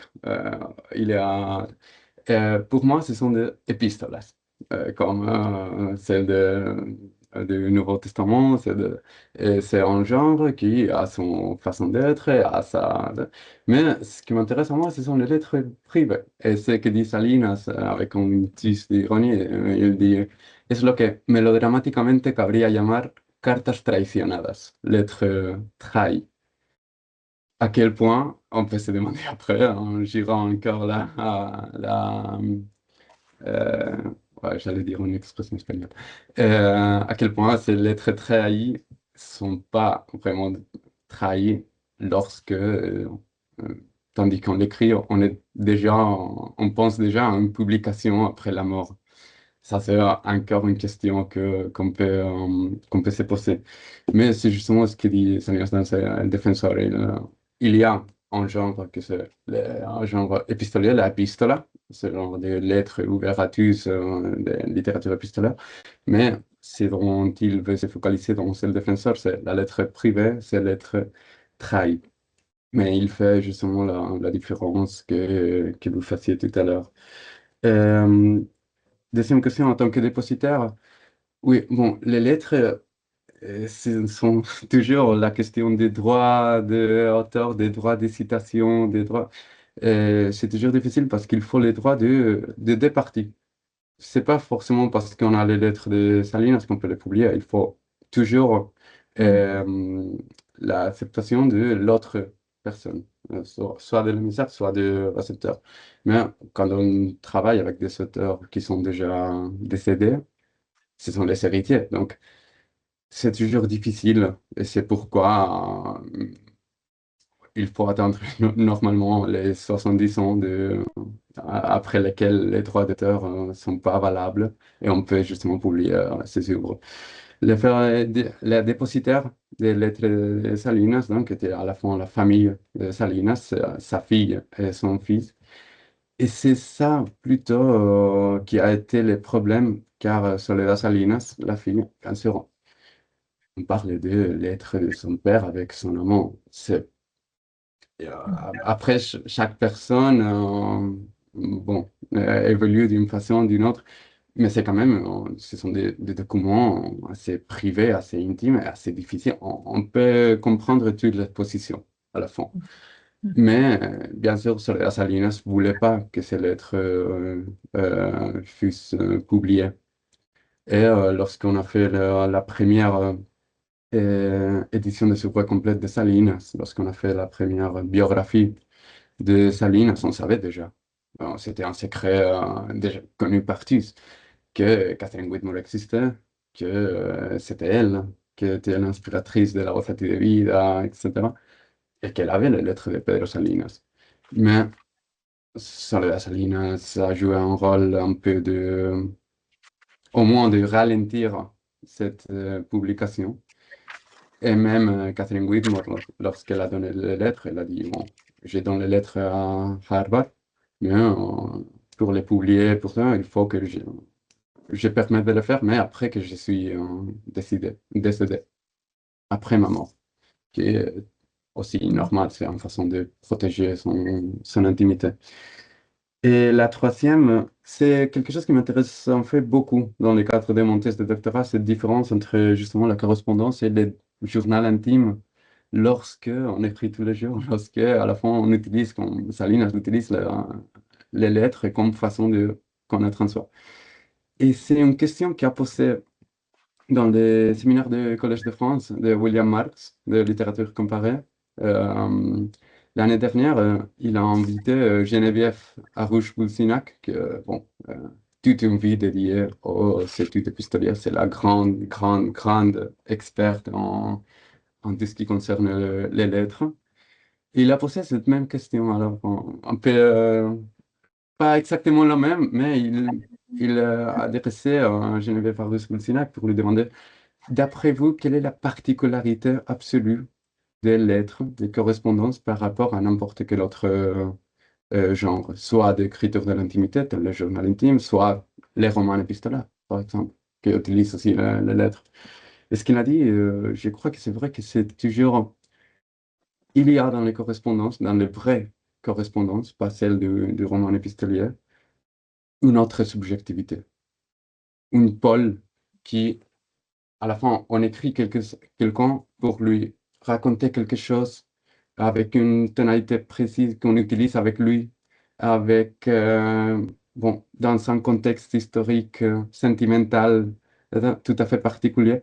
Et donc, c'est comme un pôle magnétique qui, en quelque sorte, euh, va décider ce qu'on va écrire. Après, on pourra écrire une autre chose, à la fin. Mais l'effet qu'il y ait une deuxième subjectivité, c'est la différence fondamentale. Parce que pour soi, on peut écrire un journal intime, on peut mentir si l'on veut, même dans les correspondances, hein, on peut toujours mentir. Mais l'effet qu'il y ait une deuxième subjectivité, une deuxième être à lire, en quelque sorte, bon, il faut faire, comment dire, les messages, il faut les faire transparentes afin que l'autre puisse, parce que pour moi, je peux écrire n'importe qui, n'importe quoi, désolé. Et je dis, bon, je comprends ce que je vais dire, ça va. Pour, dès les moments où il y a une autre personne qui doit les lire, je dois expliciter, je dois faire des savoirs, ces lettres, la développer, faire en quelque sorte les messages logiques. Et donc, c'est là la différence fondamentale. Et c'est la richesse aussi de genre épistolier, des lettres que, justement, on parlait tout à l'heure, Salinas n'écrit pas les mêmes choses, ni dans le même temps, ni les mêmes sujets à Catherine Whitmore, qu'à Jorge Guillén, qu'à Gerardo Diego, qu'à son fils, qu'à sa femme. Et donc, ce sont comme de divers côtés de Pedro Salinas, de sa personnalité, mais qui à la fin font une sorte de patchwork qui a l'impression que c'est l'image complète d'un auteur. Teresa. Bon, je disais que, mea culpa, que je ne voulais pas parler avant les collègues ibéristes, parce que je ne suis pas ibériste. Mais Salinas, tu sais, on est né avec Salinas, hein, ma génération. Donc, bon. Et d'ailleurs, un des premiers livres que j'ai connus sur Salinas s'appelait déjà La relación yo-tú en la obra de Pedro Salinas. Il date des années 60, ok? Donc, il y avait déjà des études sur, on ne parlait pas de la correspondance, hein, Oui, de cette dialectique yo-tú. Bueno, yo digo yo y voy a decir yo de todas si, si. maneras, ¿no? Bien. Alors, ma question était juste celle de l'avocat du diable, un peu, parce que dans le sens que je ne suis pas ibériste. J'avais l'impression que tu as centré tout ton travail, très intéressant, sur la convergence, enfin, pour une démonstration de la convergence entre la poésie et ces lettres que tu as choisies. D'ailleurs, petite chose, j'aurais aimé que tu dates les lettres, parce que quand on cite une lettre, il faut quand même Oui, dater. D'accord? Ce n'est pas un texte quelconque. Bon. Donc, mais ça, c'est une petite chose.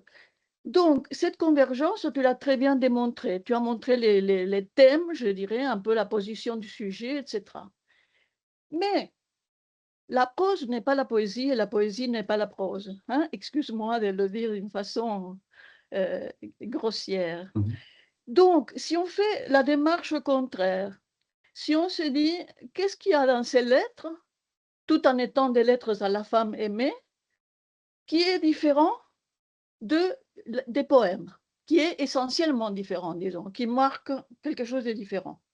En dehors du fait que la syntaxe n'est pas exactement la même, l'emploi du vocabulaire ne peut pas être le même, blabla. C'est-à-dire ce que tu as appelé, selon Compagnon, que je respecte totalement, style, même pas selon Compagnon, mais enfin, et même selon Marx, dont j'ai aussi suivi le cours. Moi, je trouvais une chose bizarre, et là, c'est ça ma question. Euh, à ta lecture des citations, parce que je connais bien sûr pas la correspondance, mais je connais la voz a ti de vida y je connais Razón de Amor, y etcétera, porque formaba parte de mi formación. Bon, ok, j'entends quelque chose de très didactique. J'entends des phrases qui sont des phrases d'explication. mhm. Je dirais pas d'un professeur, mais donc il lui dit, parce que la claridad, bon, pero la claridad es esto y no es aquello. Porque tal cosa, pero no te creas, Catherine chérie, que es esto, pero no es eso, es así. Eso no está en la poesía. Eso no puede estar en la poesía, por definición, salvo que sea un poema didáctico. Eso existía entre los latinos, pero bueno, es otra cosa, es un género. Donc, ma question à toi, c'est est-ce que ce ton existe ou juste la citation par hasard? Parce qu'à ce moment-là, je dirais qu'il est fortement conscient. Pas seulement du fait, comme tous les auteurs, que la correspondance peut être publiée, et en plus, Salinas, c'était un personnage à son époque, quand il était aux États-Unis. C'était un homme très connu, connu comme critique, etc. Donc, il est hyper conscient peut-être, mais aussi du fait qu'il explique, peut-être il s'explique à lui-même, si on prend ton hypothèse que, bon, la correspondance, on se l'écrit à soi-même, oui et non. Tu as bien dit à la fin qu'il y a quand même un pôle, hein, où l'autre Oui, est présent. Voilà, donc c'est un ton curieux. oui, Surtout si on commence à dire, ah mais c'est de la prose poétique, etc. Non, il n'y a pas ça dans la prose poétique, dans la véritable prose poétique. absolument. Ouais, c'est, C'est tout. là, c'est justement les cadres un peu centrés en plein dans le cadre de ma thèse doctorale. Parce que c'est pas seulement que cet homme didactique se trouve dans la lettre de Salinas à Whitmore, il se trouve dans la lettre de Camus à Casares, aussi bien que dans celle de Casares à Camus. Il se trouve dans la lettre de Pavese, il se trouve dans la lettre de Zambrano, il se trouve dans Il y a Mais quelque c'est chose les dans hommes aux femmes alors, les hommes qui écrivent aux femmes. Non, mais même Maria Casares à Camus, hein. Maria Ah, Casares Maria lui dit à Casas Camus, Camus. Ah bon, ah bon. regarde, tu dois t'éveiller un D'accord, peu, tu Clairement, dois c'est pas travailler. d'accord, d'accord. Mais c'est quelque chose qui m'intéresse beaucoup de genre épistolier, que j'y crois vraiment, et c'est là un peu le cadre aussi de mon thèse de doctorat, qu'il y a quelque chose dans les lettres. Peut-être soit-il par les rapports à l'autre, justement, peut-être, qui en quelque sorte fait des lettres en un outil dans lequel il est très très probable qu'on finisse par conseiller, par dire, non, regarde, c'est ça, la connexion des lettres avec l'expérience de la vie. Les titres de mon projet de doctorat, c'est les correspondances en tant que dépôt de l'expérience de la vie.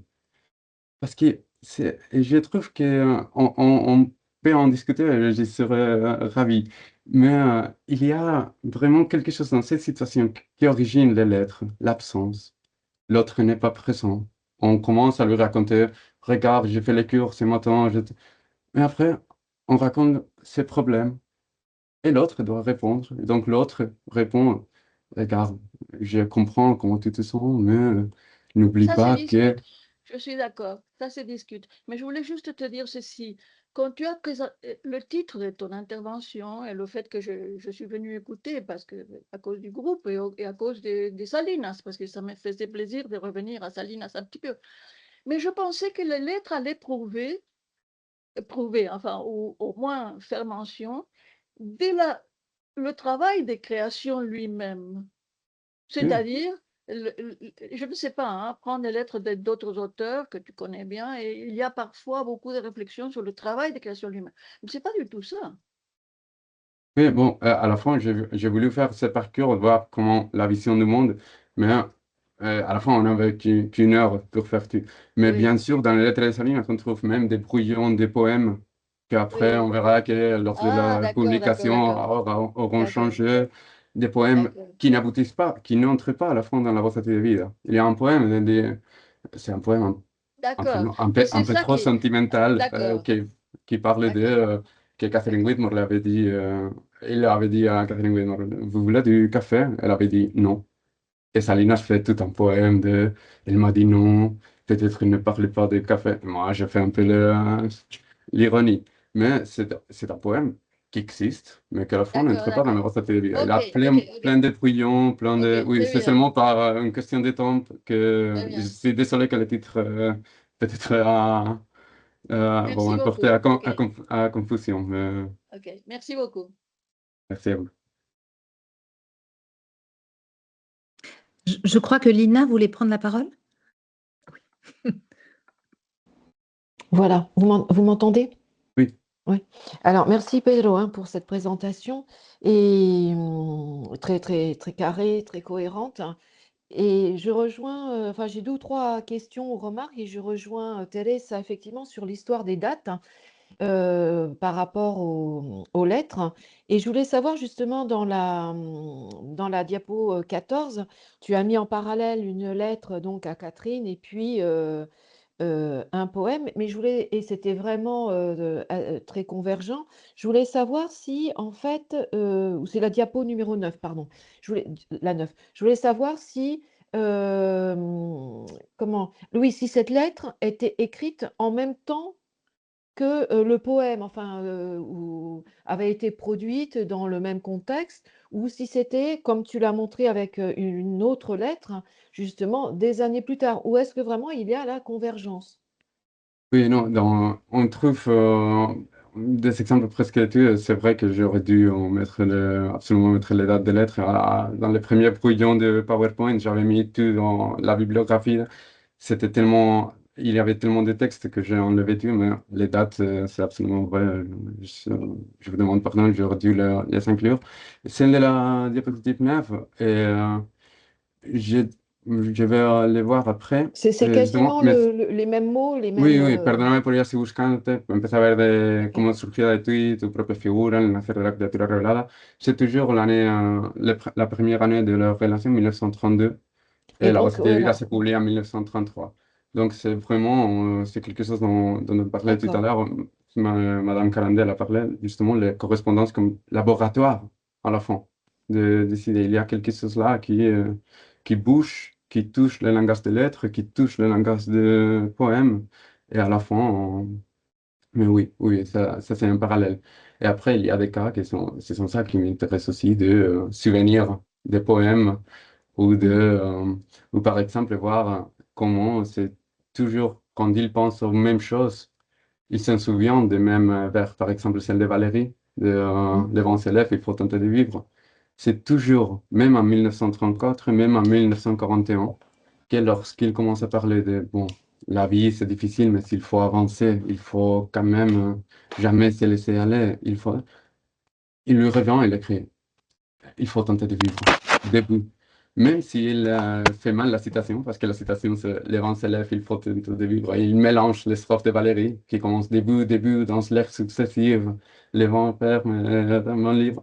Debout, debout, il faut tenter de vivre. Se souvient mal du vers exact, mais c'est toujours le même vers de Valérie qui apparaît. Donc, c'est ça qui m'intéresse, pas seulement dans Salinas, mais dans tous les auteurs de, par exemple, dans Camus, c'est avec Nietzsche. Beaucoup, quand il parlait de l'heure de midi, que c'est un chapitre de, ainsi parlait Zarathustra, c'est toujours, on voit comment et encore une fois, la notion de style bon, revendiquée par Compagnon, le style comme vision du monde, pour parler des mêmes choses, on utilise le même langage à la fin. Et ce qui est intéressant aussi, c'est un autre outil des lettres, de voir d'où vient ce langage. Parce que par exemple, Maria Casares, je mets l'exemple parce que je viens d'écrire un petit texte sur elle, euh, dans sa autobiographie, on reconnaît le langage de Camus.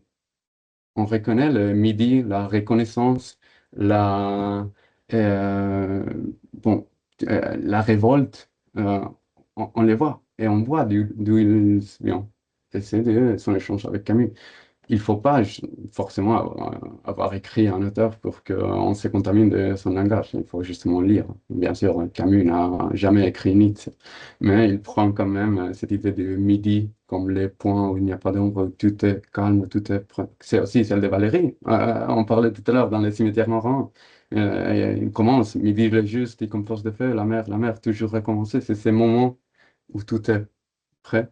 Donc, oui, c'est ce qui m'intéresse de voir justement ces phénomènes par lesquels on a en vision du monde qui s'exprime avec un certain langage.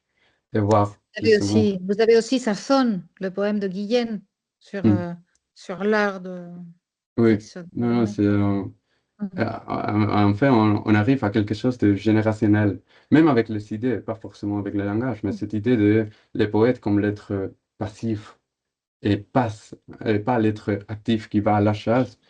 On voit qu'en même temps, Simone Veil en France, Cristina Campo en Italie, Maria Zambrano en Espagne, ce sont quelque chose de générationnel. Et là, c'est un autre outil dans la première séance, on a parlé des correspondances comme réseau, parce que justement, Cristina Campo est la première à traduire Simone Veil en Italie.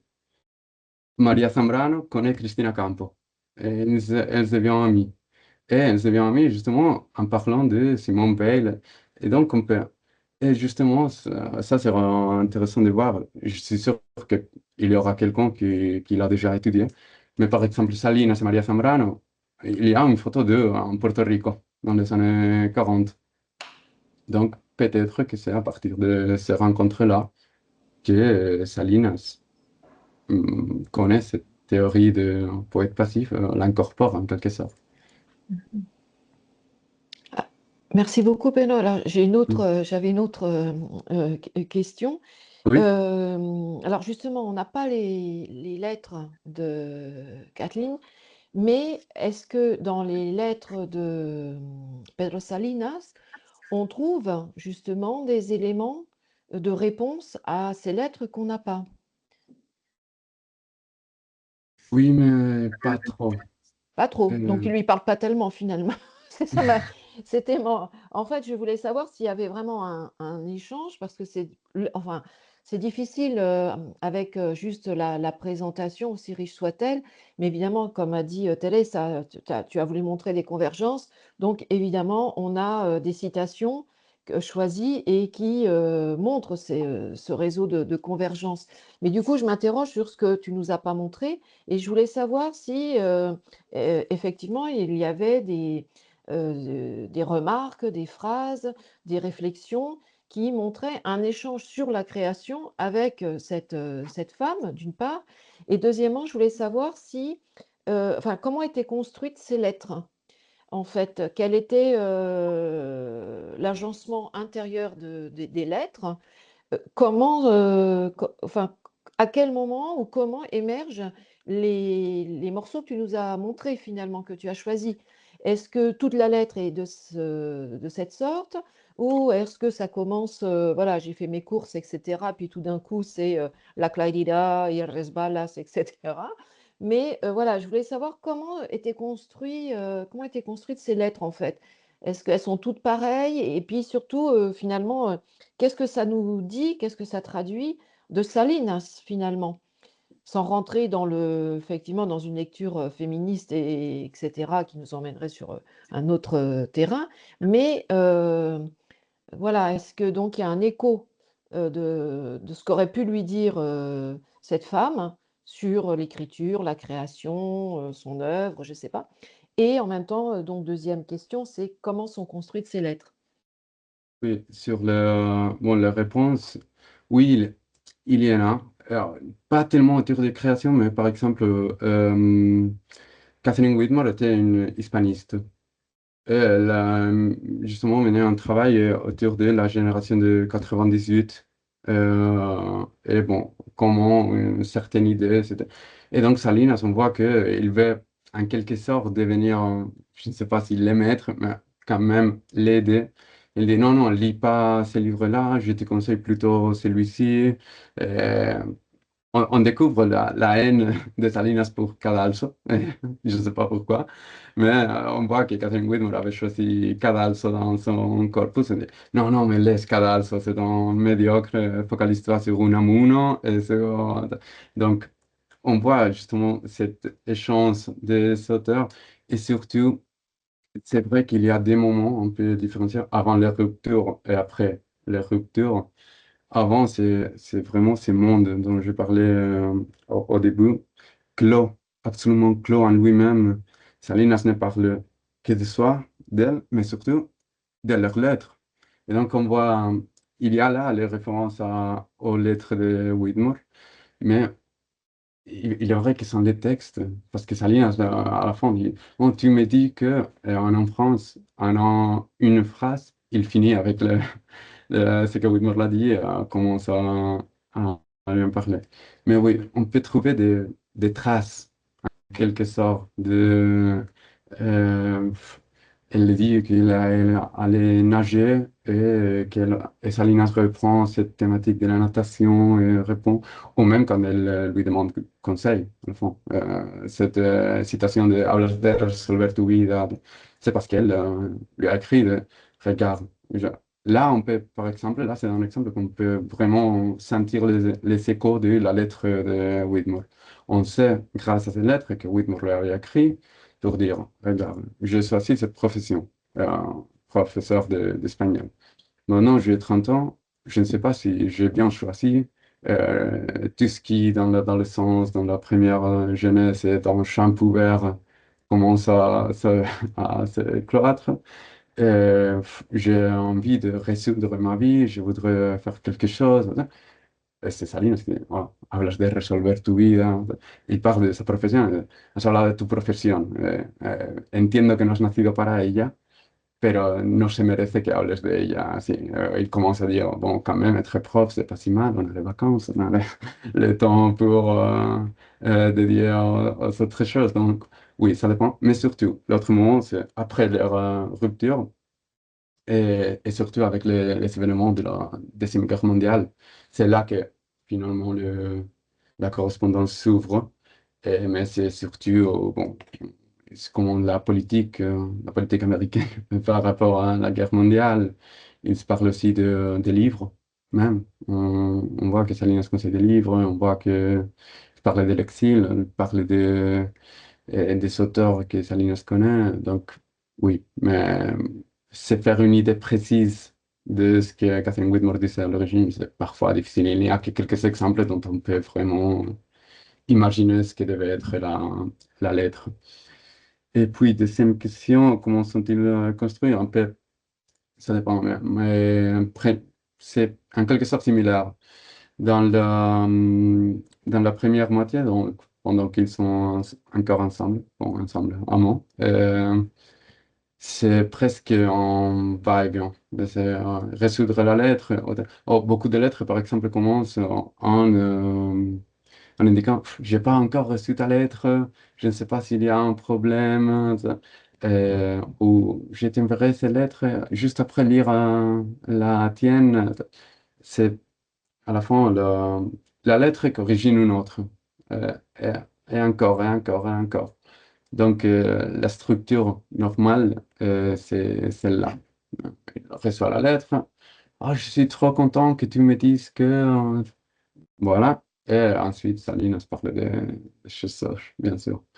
Mais, et j'avais remarqué qu'est-ce qui se traduit des Salines, de sa personnalité. Et c'est ce que j'ai essayé aussi de montrer un peu en parlant de cette colère politique que justement l'épistolaire nous permet de voir en quelque sorte un autre Salinas, qui va au-delà de la recette et de la poésie amoureuse. Il faut attendre un peu dans l'épistolaire pour y arriver. Mais justement, toute cette colère, cette vision politique de Salinas, même cette prise de position politique, soit contre Franco, soit contre le fascisme. Mais aussi, c'est très intéressant de voir pourquoi il est aussi contre le communisme et les raisons qu'il donne. On voit vraiment la prise de position de Salinas, c'est aussi la vie de l'exil, hein. Peut-être pas tellement avec Catherine Whitmore, mais avec Jorge Guillén, par exemple, voir comment il parle de Cernuda, que c'est une relation tout à fait singulière.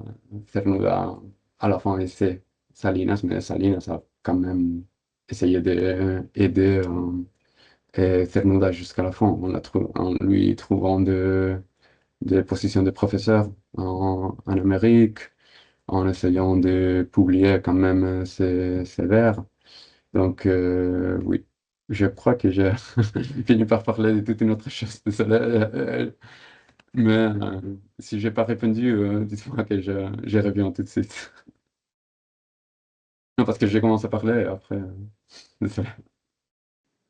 Je peux intervenir? Caroline, Voilà. bien sûr. Alors, comme dirait Teresa, moi, je suis non seulement pas ibériste, j'adore ce mot-là, et à la différence d'elle, je ne suis pas née avec Salinas, donc je ne vais pas te poser une question sur Salinas. Mais ça m'a interpellé le fait que tu dises à 2 reprises, oh là là là là, c'était à peu près ce ton-là, hein. C'est dommage parce que, vous voyez, cette phrase que je viens de vous lire, c'est vraiment beau, c'est dommage que ce soit dans la correspondance parce que si c'était pas dans la correspondance, on jugerait cette phrase à sa juste valeur, et cetera, et cetera.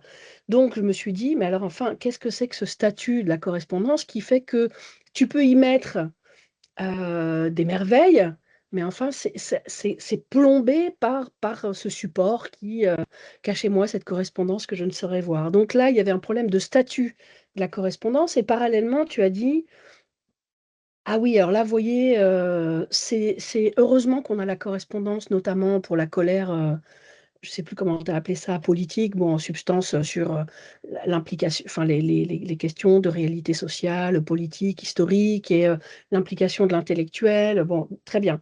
Et tu dis: «Ben, heureusement qu'on a ces lettres-là, parce que sinon on aurait un peu un portrait, incomplet de on voit l'amoureux, toutes ces» attends, j'allais dire élucubrations, je suis désolée, c'était une synthèse.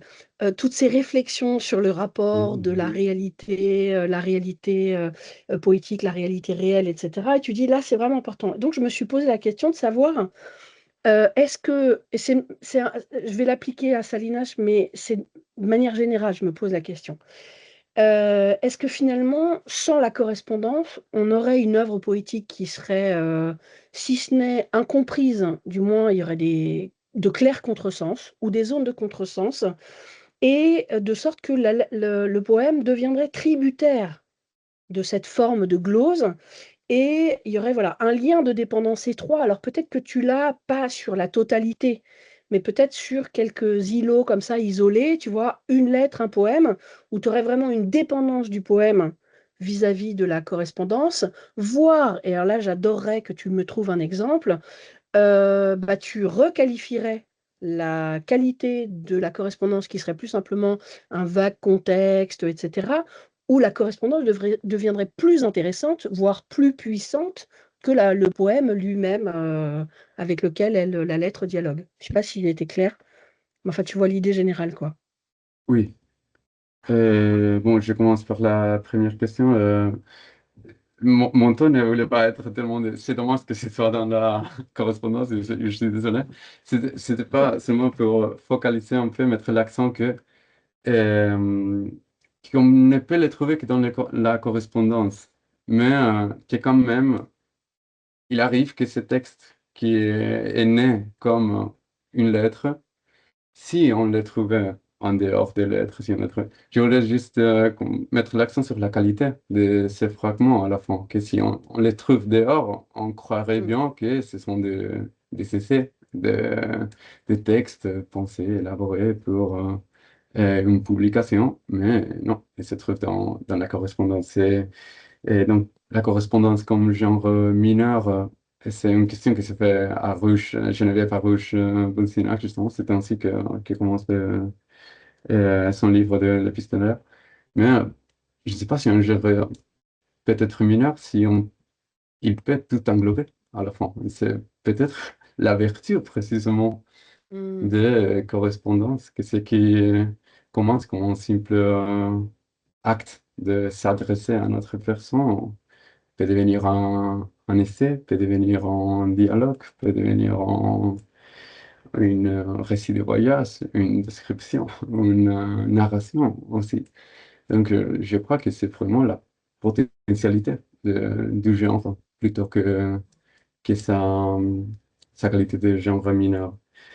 Et l'œuvre des Salinas dans la correspondance, tiens, l'œuvre poétique surtout, c'est autonome. C'est vrai que l'Argolamento n'était pas publié de son vivant. C'est quand même une édition qu'on a fait après sa mort en recueillant ses poésies. Donc, on est toujours dans la même question mais qui ne touche pas seulement aux correspondances, mais aux œuvres, ces œuvres inachevées.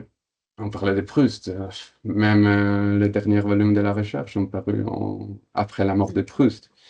Ce sont des œuvres, on peut les publier comme si, comme n'importe quel volume, pas, je sais pas.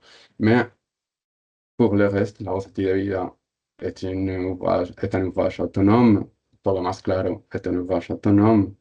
Et ce que je voulais, c'est vrai que je n'ai pas les préciser trop, mais la critique, par exemple, la critique poétique et politique de Salinas, la colère, existe, bel et bien. Seulement, il occupe une place petite par rapport à un pourcentage, hein, par rapport à l'autre. Il faut aller à Todo Más Claro et il faut voir Zéro, par exemple.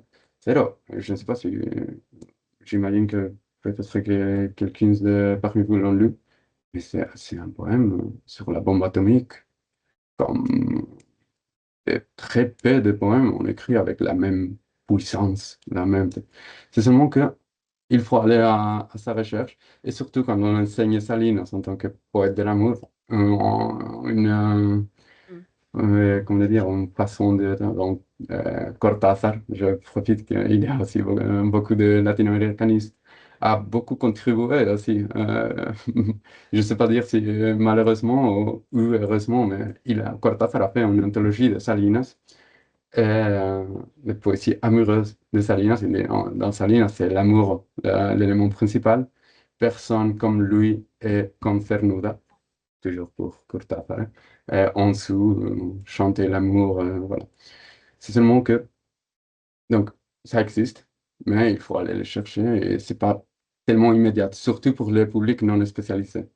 Mais ce que je voulais dire, c'est que la correspondance, c'est pas qu'il montre quelque chose qui ne se trouve pas dans l'œuvre, qu'elle peut le faire.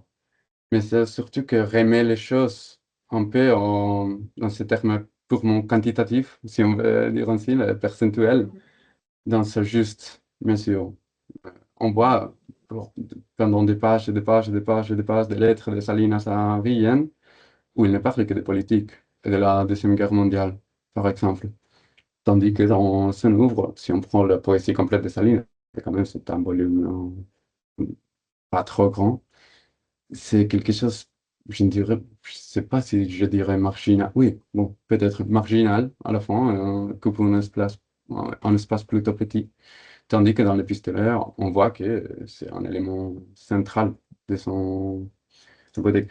Et sur ce qui se trouve dans la correspondance, mais pas dans l'œuvre, j'ai pensé à un exemple, je ne sais pas pourquoi je ne l'ai pas commenté, mais par exemple, tandis que dans la bosse, il va à la chasse de cet être, c'est son seul but.